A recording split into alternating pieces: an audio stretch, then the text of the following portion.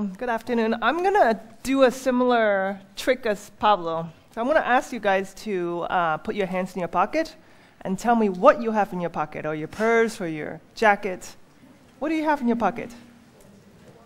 Stuff. Stuff. Tissues, phones, cords. We've all got stuff, right? Who makes our stuff? Do we know who makes our stuff? We don't know who makes our stuff. Who makes stuff? Okay, so let's start. In the pre-industrial times, we're going to go way back when. Who makes our stuff? Aside from the farmers are probably occupying 80% of the labor force, but let's not talk about them. Artisans. Artisans are making stuff, right? What do they make? They're like carpet. My audio went. Can you hear me? Cool. So you have carpenters making wood stuff. You have the shoemaker making shoes. You have the metal worker or metalsmith making metalwork, and you have ceramist making ceramics, right? Making your plates. Then what happens? Industrial Revolution comes along. And who's making stuff here? Right? You have your machineries. The machineries making stuff. One right after the other in the machine line. The same thing again and again and again. Right? Very efficient production. Then, I'm missing, can you bring me this? So then you have the digital revolution. What's happening in digital revolution? Can you pass me the computer, please, Seiji? During digital revolution, who's making stuff, right? Thank you. Who's making stuff? Well, in the developed countries, nothing. Why? Because everything has been sent offshore to developing countries because labor there is cheap.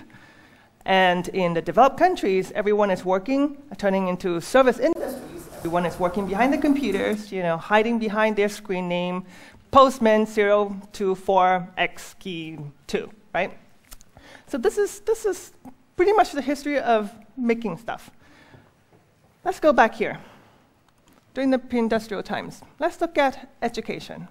What's happening here? Well, as we know it, there's hardly any education during this period.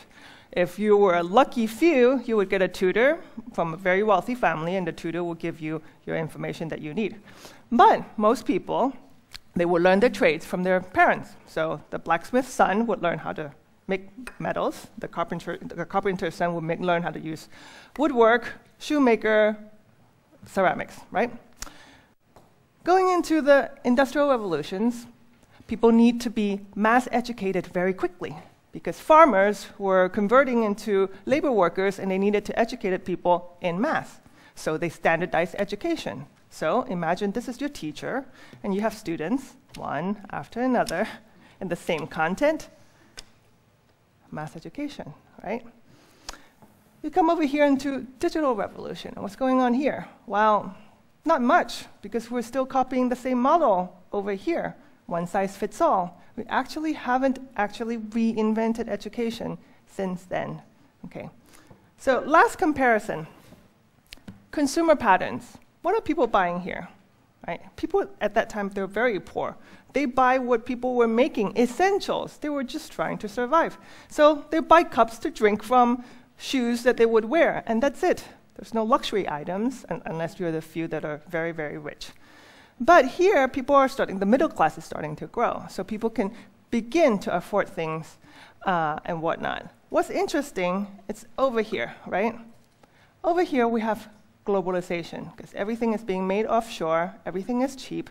People are buying $5 t-shirts that you may or may not need, that you find in a mall, and you would bring it at home, and if there's a hole, you would just throw it away. You don't care who makes it. You don't care where it comes from.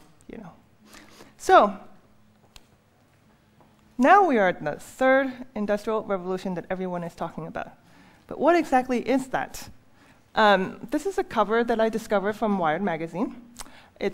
For me, it's kind of the wrap-up of what third industrial revolution represents. You have this girl in the same pose as Rosie the Revetier, which is a campaign to recruit women to work in the workforce because all the men went to war. So it's trying to drive incentive for people in general, right? So you have this girl holding up this tool, and this tool that sparks a web representing the internet. So this is actually kind of representing all three stages where you have the tool, the connectivity, and the strength of all of these different periods. But what exactly is happening in our times, right? Well, information as we know it is instantaneous and ubiquitous. So the other day I just did a very quick research, and I found an instructions on how to build a fusion reactor in your own kitchen with the tools that you have at home. Now, I don't actually know what a fusion reactor is, but who cares? You can actually build one, right? Technology is cheap and accessible. So you have over here an Arduino, you have an Oculus, which is a virtual reality helmet, you have a 3D printers, and you have a 3D scanner here. All of this that you can buy under 400 euros online and have it at your house delivered, probably in 3 days. The time from concept to prototype to fabrication is drastically reduced. So this guy over here in black is Joe Justice. Joe Justice is a friend of mine. He's a programmer. A couple years ago, he decided that he's going to create a challenge because he was bored at his job. So the challenge is he's going to build a car, right? And because he's a programmer, he decided that he's going to apply Agile and Scrum, things that he had learned from his field, and use it to build this car. So he built this first car, drivable on the street, under 3 months. This is the second version in black. It took him 6 months. The last one, which won the X Prize, took him 20 months. It's currently the fastest car, lowest emission, and lowest cost car that is available in the market. And he built that in his garage with his friends. That's not bad. This is another project from a friend of mine, another friend of mine called Jorge Nested. We no longer are in the stage of mass production. If not, we're transitioning to the possibility of being able to mass customize, right? So for this project, they scanned every single body so that they could customize clothing for every individual.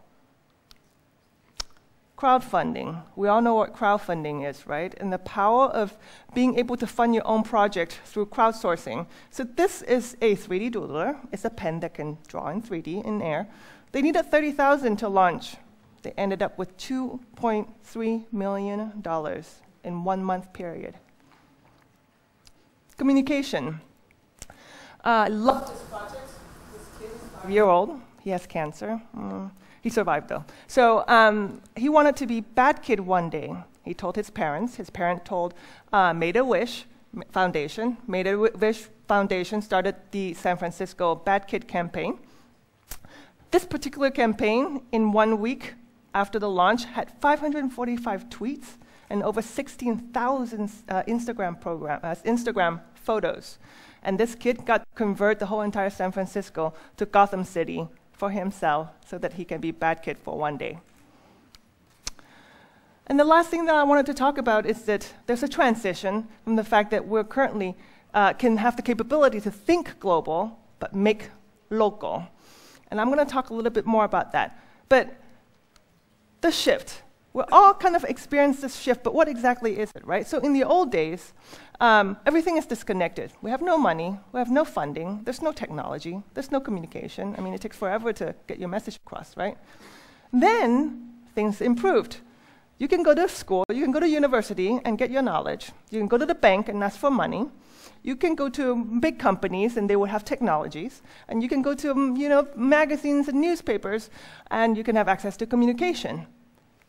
Nowadays, everything is very close at hand, right? Through the internet, we can have knowledge. Through crowdfunding, we can get money. Through low-tech, low-cost technologies, we have access to these new tools. And through social media, we have our communication, right? But we're lacking one thing. We're lacking one thing. We can have all the tools and all the money and all the technologies in your hand, but if you don't have the right attitude and you don't have the right mentality, we're the end users at the end. These are just tools. None of this will be very useful for us if we don't use it. So, as a society, we need to put in the effort to make these changes, right? Education needs to change from being simply compliant and obedient students to students that are proactive problem solvers, right? Passive consumers that are just randomly buying $5 t-shirt should turn into active creators, making stuff. And by the way, this is a 12-year-old kid named Quinn, this kid, sorry. A 12-year-old kid named Quinn, who's actually a professor at MIT teaching Arduinos to adults. That's not bad. Institutions, universities, colleges, civic centers, libraries should work with communities and together to create an environment where these activities can happen. We have this shift going on, right? From the very beginning, you're making things locally, and you're thinking things, you're designing locally, you're making things locally, to a scheme where you're thinking locally but fabricating outside, to what's happening nowadays where you can think globally but make locally. And that's an important shift. Finally, instead of in the old days where you have one big gigantic ideas, now since all of us are empowered and all of us have these access to tools, we can have multiple and many millions of innovations and ideas together. This particular project, for example, is a photoscope that it's a microscope made out of carton with the production cost of less than 50 cents. This is a 3D printer using e-waste recycled in Africa. And there are many, many, many more examples like this. This is already happening. Even NASA is searching for, individuals for ideas and innovation. I love this. This is not just a movie. This is what's going on nowadays. So each and every one of us actually have the superpower to make the change going on for our society. We're the first time in history, all of this history, this first time ever, that individuals have the power to make that kind of change. Not just institutions, not just the government, not just universities, not just big companies, but each and every one of us. And I'd like to invite all of you to find your superpower, get together, and do some amazing stuff together. Thank you.